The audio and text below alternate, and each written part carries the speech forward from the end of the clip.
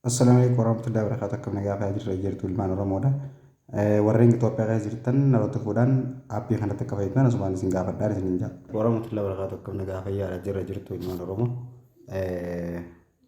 Akkuma peejii biyya irratti isin barreessee isiniif yeroo xiqqoon ture isin barreessee ture. Har'a kun ammallee isin deebi'een jira. Warreen Itoophiyaa keessa jiraatan Itoophiyaa keessa warreen jirtan jechuudha. Warri Itoophiyaa keessa jirtan FB'n guyyaa lamaan kanaaf FB YouTube akkasumas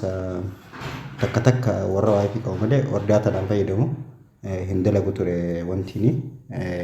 Facebook hin dalagu akkasumas peejiileen takka illee hin dalagu ደግሞ ዩቲዩብን ጭራሽመtti ni seena hin hojjetu waan ta'eef formaata isaa qabadhee isin dhufeen jira asumaan YouTube illee subscribe akka gootan isin gaafadha YouTubein kiyya faamii YouTube official ja YouTubein kiyya faamii YouTube official ja in argitan ani wifi qabagin garuu beekaatuma isin agarsiisuudhaaf wanta godheen ture seeneen ture wanti godheen ture aappii san connect godheen ture waa aappiin fiisfooniidha aappii fiisfooniiti in argitan jedhee yaada fiisfoonii isa kana kunoo fiisfooniin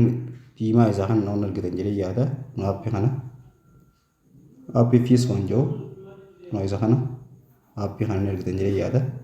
fiisfoonii diimaa kana rakkoon qabu pileestoora keessaa in argattanii achumas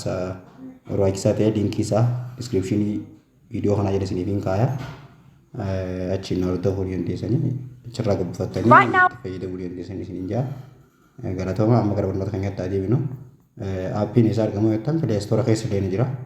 aappiin pileestoora keessa ni jira garuu bareedaa isaa liinkii kana jala isinii haa aappiin isa kana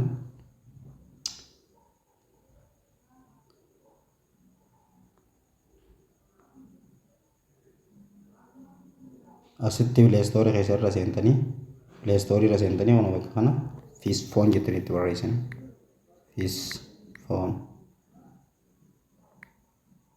fiisfoon proojaa biroo isa kana waan argitan jedhee yaada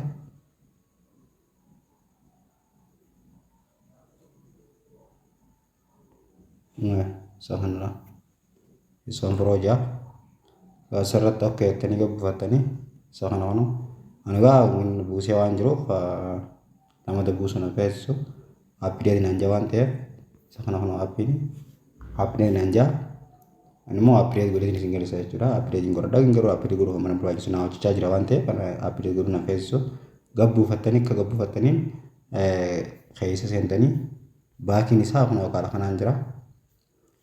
background isaa haala kanaan jira yeroo inni akkatti isin diima gurraacha'ee keelloo ta'e kalaas keelloo tanaan akkatti magariisa tanaan hojjetee jechuudha waan ta'eef kanumaan isin jechuu barbaade aappii kana gabbifadhaa itti fayyadama yuutuubii kiyya immoo seentanii akka subscribe gootan ammallee irra deebi'ee isin gaafadha maaliif jettan waan takka waan gartee nadhaaga'amu waan gartee an beeku seenee isin barsiisuu hin danda'a waan ta'eef seentanii yuutuubii subscribe gootanii kalaas achiin hordofuu ni dandeessanii yuutuubiin kiyya faamii shoo official ja faamii shoo official ja isa kana kun argitan jedhee yaada